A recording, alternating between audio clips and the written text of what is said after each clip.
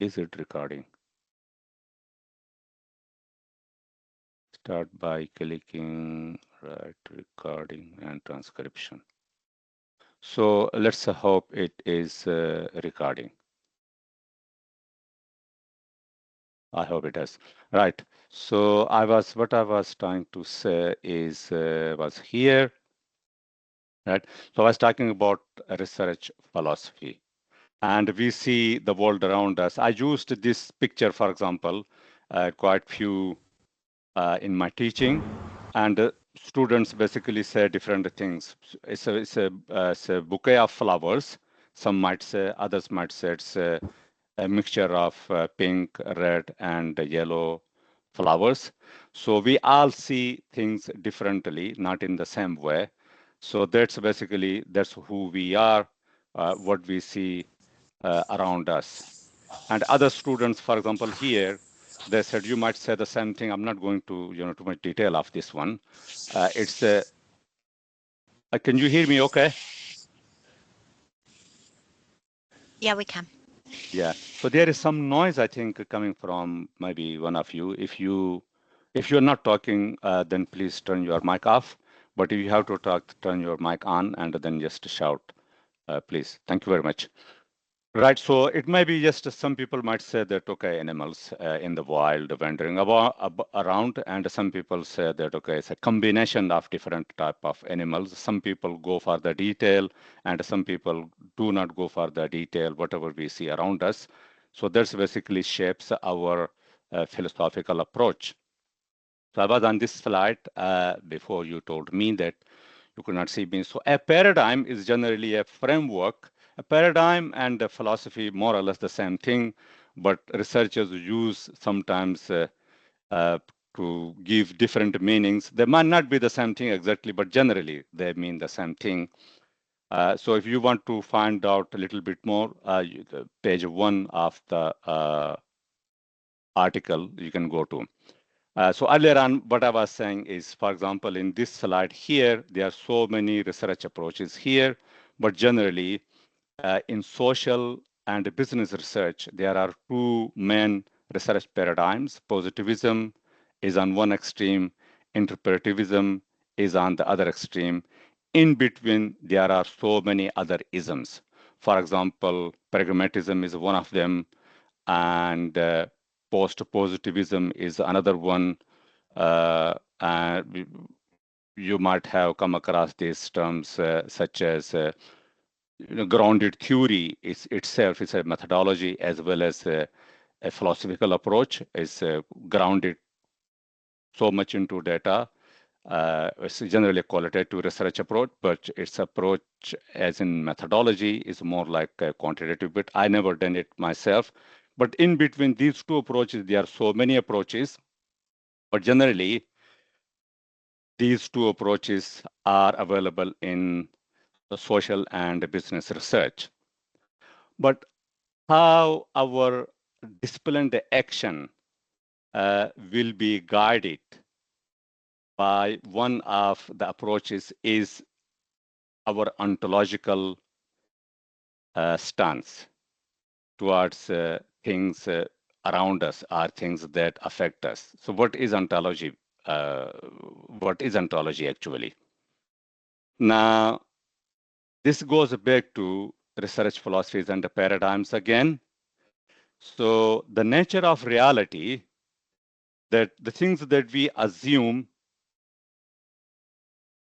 is overall called the ontological stance.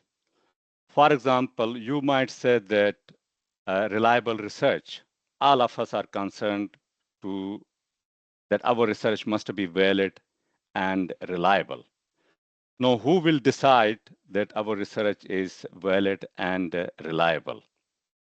Right. So we have again some of you said that you will adopt a quantitative research approach. Others said a qualitative research approach. I'm sure you have your own good reasons, but the way we see things, reliable research, for example, is it can be very subjective. And who will decide a piece of research is reliable? So if we go about the scientific method, and there are some people so-called experts, for example, your examiners will be considered experts in their own field. And if they say that research piece is reliable, yeah, okay, we might accept it is reliable, but it can vary from one person to another person. Now, you can be a positivist on the ontological level, but you can be a relativist on epistemological level. For example, you might say that, okay, there is a single reality about social phenomena, which is positivism as such. But you might say that to get access to this reality, or how much we know, or what we know about a particular phenomena, uh, is not one methodology, or it can be accessed through different means by collecting data, adopting different methodologies. So you can be relativist on the epistemological level. Based on your ontological and epistemological level, you will then adopt a particular methodology. So that's basically our mostly our focus for today's discussion. Any questions anybody might have so far? Right. So when it comes to qualitative research, the the overriding assumption is that a single reality does not exist. So what that means is, on an extreme level, the next slide probably explains that. On an extreme level, there may be as many realities as people in a given context, in a given time, in a given time frame. Now, which means if you want to study how people's lived experiences shape their attitudes towards other people or towards the world itself, then you might come up with as many theories as people. But of course, in reality, in real life, there is no such thing called extreme positivism or extreme relativism. In theory, any particular qualitative research definitely has some aspects of quantitative research, and any quantitative research definitely has some aspects of qualitative research. It's up to us as researchers to find out what is the bigger picture for my project. On the other hand, the quantitative approach to business and social sciences is that they will assume that there is only one single reality, and that reality can be explained using numbers, using statistics alone. There's nothing wrong with that. This is, of course, has been the predominant research approach. Qualitative research has become popular since the 1960s, and since the 1980s onwards, 1990s, mixed methodology is becoming more and more popular. But historically, researchers have adopted quantitative research methodologies. So there is something wrong with that. But of course, social science and human beings are very complicated. And people, including me, will believe that a single reality does not exist, because many of our social realities today, our culture, the language that we use to explain different things, the way we interact with each other has is not fixed, and it has it's not like 2 plus 2 is equal to 4. There is much more conceptually complex things that involve. So therefore, these things are very subjective. They are not very objective. Let's go back to benefits of doing qualitative research. Now, Qualitative research is generally adopted when we have a phenomenon in front of us and very little is known about that phenomenon, or if it is something new. For example, artificial intelligence right now is a new phenomena. And to my understanding, again, you might disagree with me. So if you want to find out that our application of artificial intelligence and technology in a given company and how it can affect people and their employment. So I would go for a qualitative research approach because this phenomenon is a bit new and you need to know what people think about and how people perceive how it can affect their employment, the way they work, the pattern that they have been working so far. But quantitative research can also be possible, but really depends, what you want to do, what your research question is, what your disposition, your own philosophical disposition is. Things like that will definitely change. Now, qualitative research offers, of course, several opportunities. One is it's in depth, so you can find out from lived experiences of people instead of looking from outside, which is also called the ethic approach, which is a domain of quantitative researchers. So you go into in a way, you have access to the minds of your participants, what they think and the way they think about a particular issue in their lives. So you can offer an in-depth analysis. So data collection generally is easier in terms of that you can be very flexible while collecting data from your participants compared to quantitative research, which is you need to develop a questionnaire, which takes a lot of time. But in here, you have this flexibility. You can have semi-structured interviews, you can have focus groups, or you can just observe your participants, which is ethnography or phenomenology in a way, and then you can analyze using a widely used technique, thematic analysis, which I personally regularly use in my research. Okay, so of course, along with these benefits, there are two, in my understanding, again, I'm here to share my experience with you. In my experience, there are two main problems with qualitative research. One is if reality is socially constructed, then there are as many realities as people, which means that we will not have anything, these people will not have anything in common. Although generalization in qualitative research is not an aim, we must be able to generalize at least at some level, may not be generalized from sample to population, but theoretical generalization is possible in qualitative research. Purely qualitative research, if we take, for the purpose of in theoretical terms, this is one problem. Another problem is, of course, samples are very few. You end up with a lot of data from very few people, and you need to deal with this because sample size is very small. So you end up having difficulties to generalize. But again, generalization is not an issue.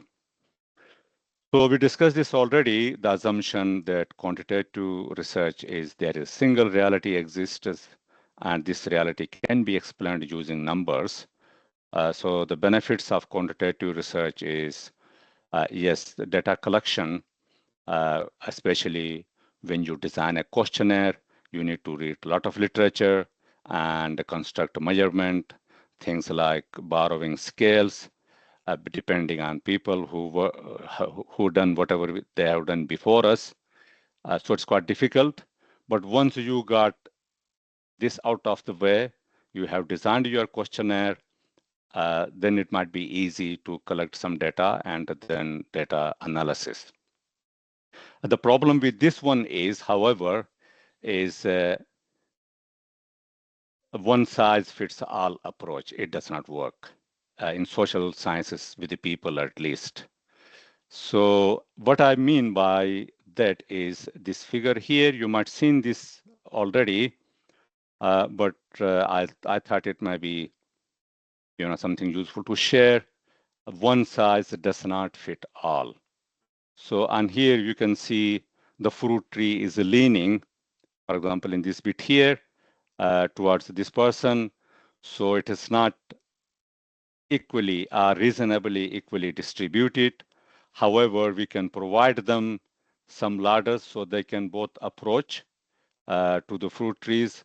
So here you can see the ladder length of the ladder is even still not the same, but the person on the right hand side, this person here, is still is having some competitive disadvantage. So an ideal situation will be something like this.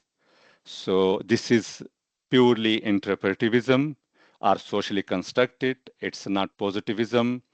It's not quantitative research.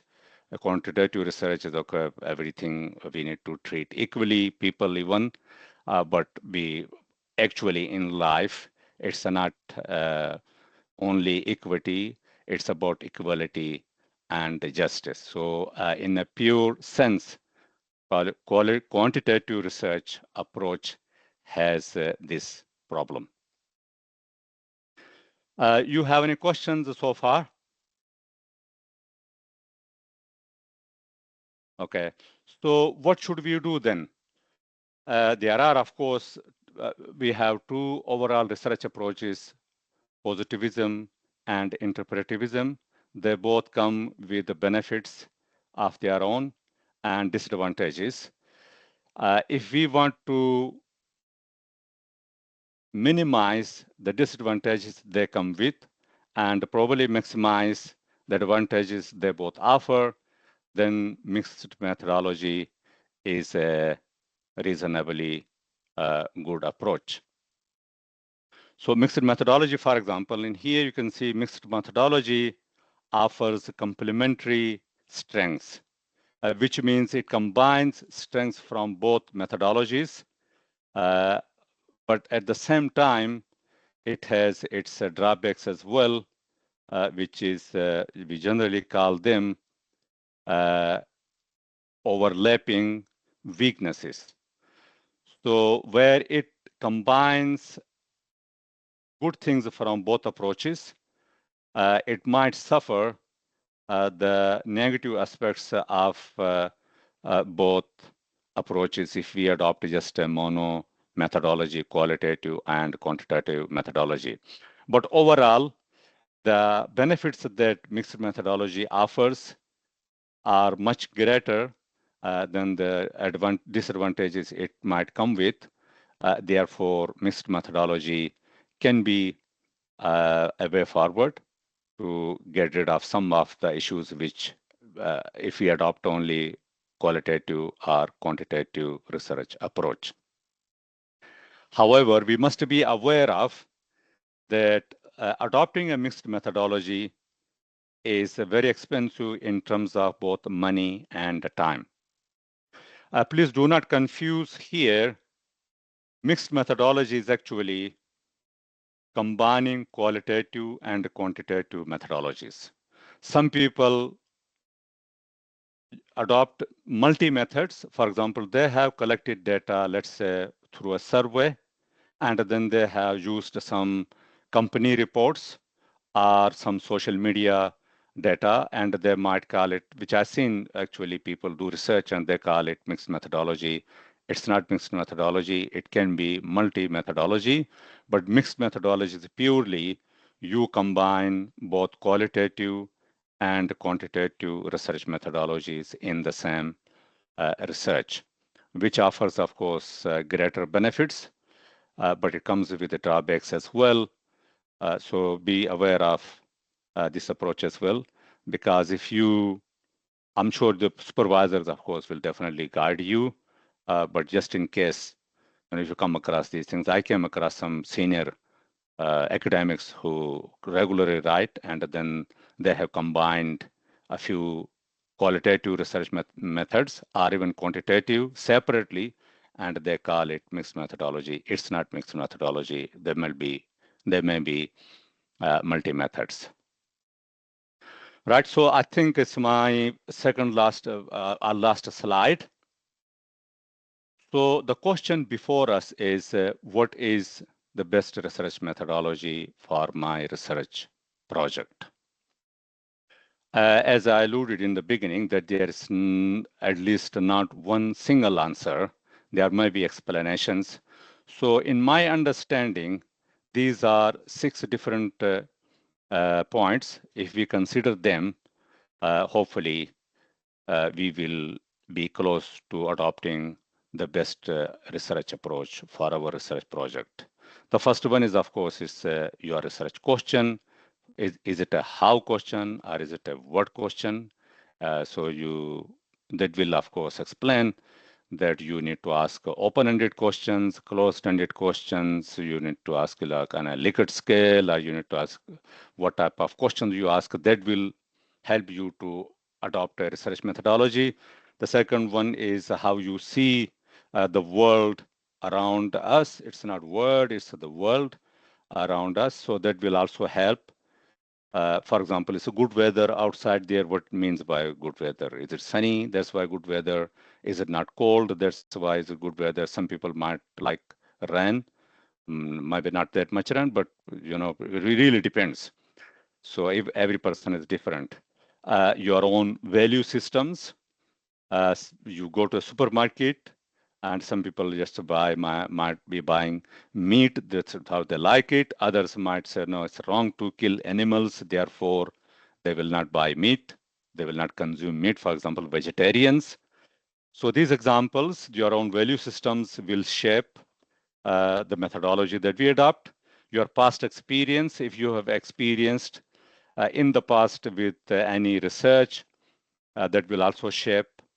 But overall, but more importantly, what you want to do and what you think you are good at doing something. If you are good in dealing with the numbers, if you have like a mathematical mind, your mind is like you play with the numbers very well, then yes, a quantitative approach may be for you.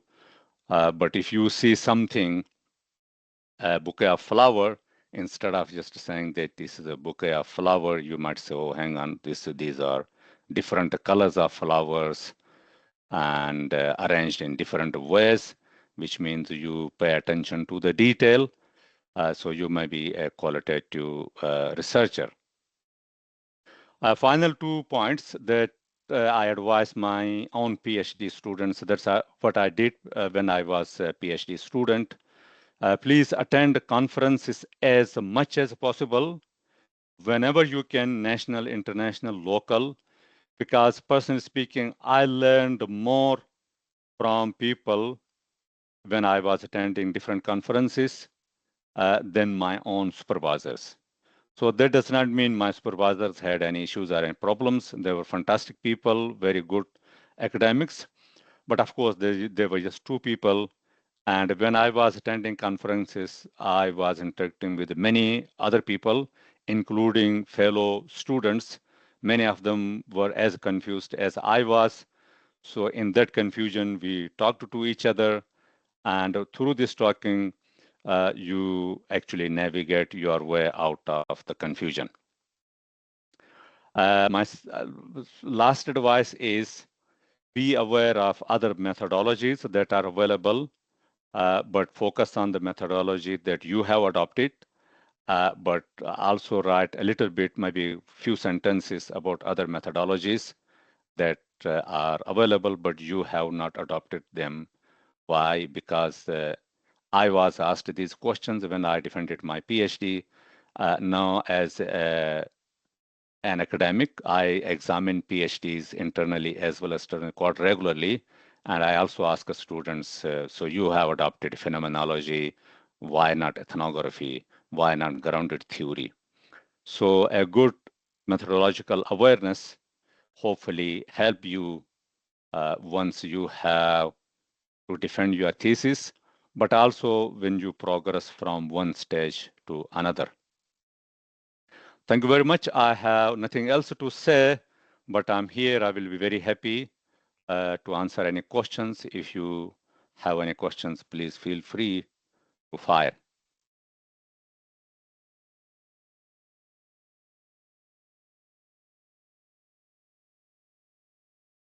No questions? Hi, David. Yeah, I can see your hand now. Yeah, thanks for the talk. It's really helpful.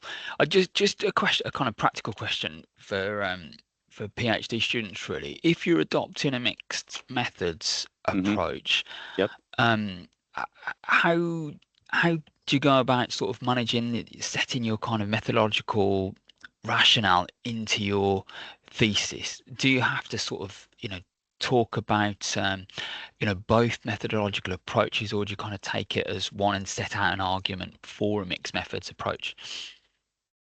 Yeah, it's a good question. Thanks, David. Well, the literature, some people, quite a number of people actually misunderstand this concept. So mixed methodology is a methodology on its own. Although you combine both methodologies in the same approach, so it's a methodology on its own. But I think the way you can do this is there are different approaches: sequential mixed methods, pure mixed methods, authentic mixed method. There are different names. In the article that we have written, we have mentioned that, and we have provided one example. The best way to do is the most logical way is you do one methodology. First, for example, you have, what is your research question like, David? If you share with me, that might help a little bit more. Yeah, so it is about understanding the experiences of people in mental health crisis who are detained by the police.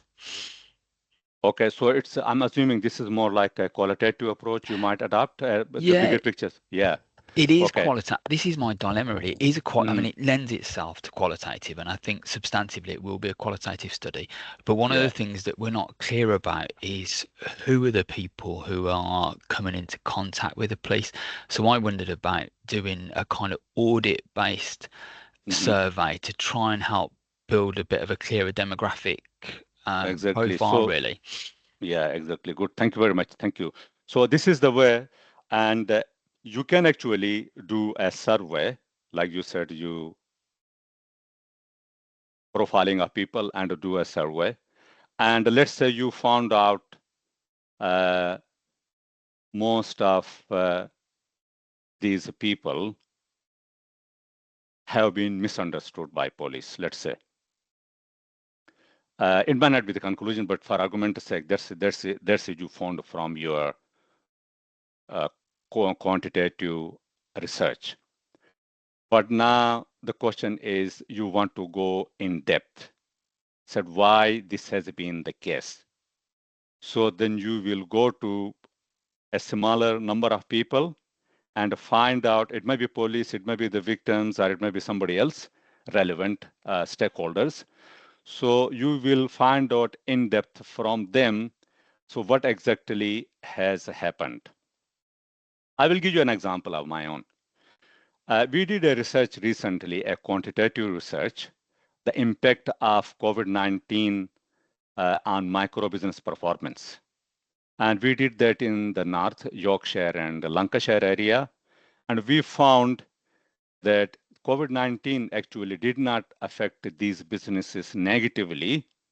However, COVID-19 actually made a positive impact on these businesses through two other variables that we called entrepreneurial commitment and entrepreneurial perseverance. Because of these two moderators, COVID-19 did not negatively affect business performance for this business, which is unusual, quite unusual. But this is our finding using numbers. And we are not happy because the numbers cannot explain a lot of stuff. So now we are doing another research, which is more like a mixed methodology. So we want to, that was in North. Now we want to replicate that in the South, in this area where we are, West Midlands. But we also want to interview some people to understand what it means to have entrepreneurial commitment and perseverance. So the mixed methodology will help us to find out a little bit more, going beyond just statistics and numbers. I don't know if that makes sense. Yeah, it does. Thank you. It does make sense. It's kind of sort of you essentially building on the quantitative work you did initially, Yep. and used it to sort of point you in the direction you needed to, where you Yeah, needed to find out more. exactly. So some people actually, some of even my own students want to do mixed methodologies, but they want to do simultaneously, which does not make sense, because if you have done simultaneously and you have two findings which are the same or which are totally different, then you can't do anything about that. So it's better to have a sequential mixed methodology approach. You do quantitative research first, or maybe qualitative research first. You come to a conclusion. No, you want to adopt the other methodology to find out what exactly is happening. So in that way, you will definitely end up with a much in-depth analysis, and your research will be considered even more useful, reliable, and valid. Yeah, Thank you very thank much, you. David. That was a Thanks. good question. Thank you. That made me to think about my own research as well. That helped me your question. Thank you. Any other questions you might have? Anybody else?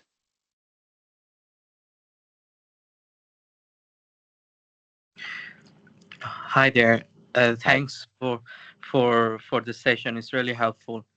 Thank you. Well, I'm on a MRes pathway, so I'm Mm-hmm. just wondering, as a MRes student, if I want to adopt, for example, mixed method approach Yep. for my research project, as you Mm-hmm. mentioned, like it could be time consuming.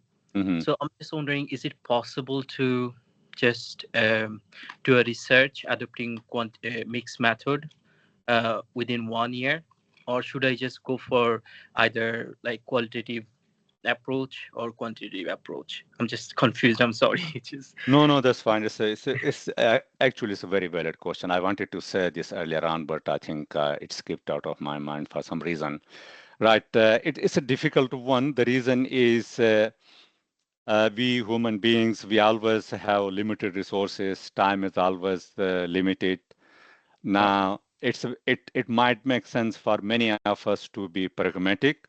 Yeah. What I mean by that is if one method works for us very well, then Hmm. there's no point mixing methods, Yeah. right?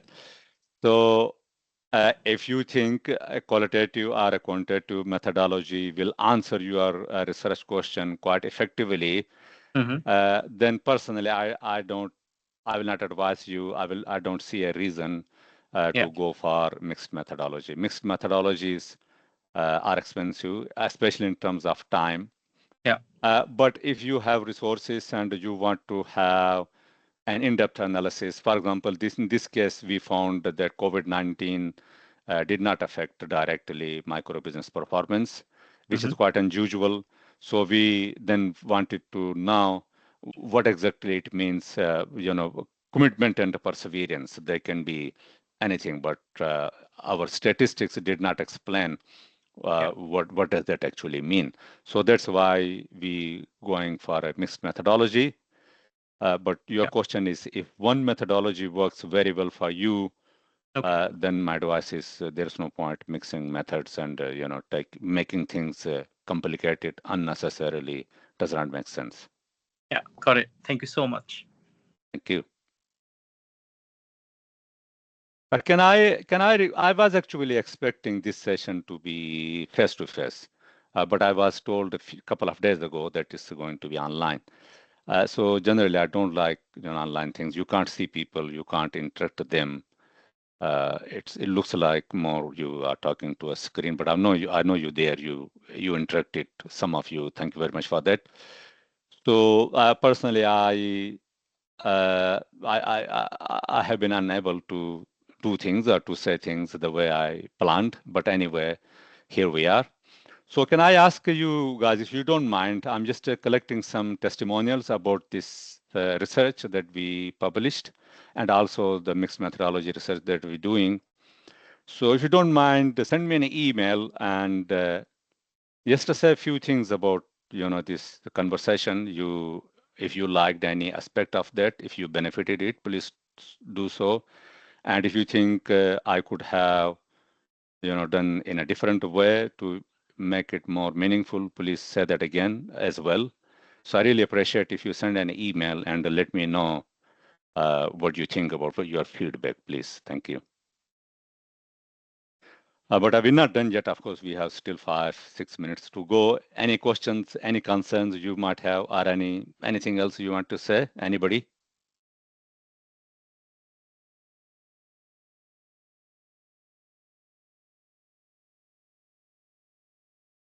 Okay, in that case, thank you very much for joining me this afternoon and enjoy your day, rest of the day.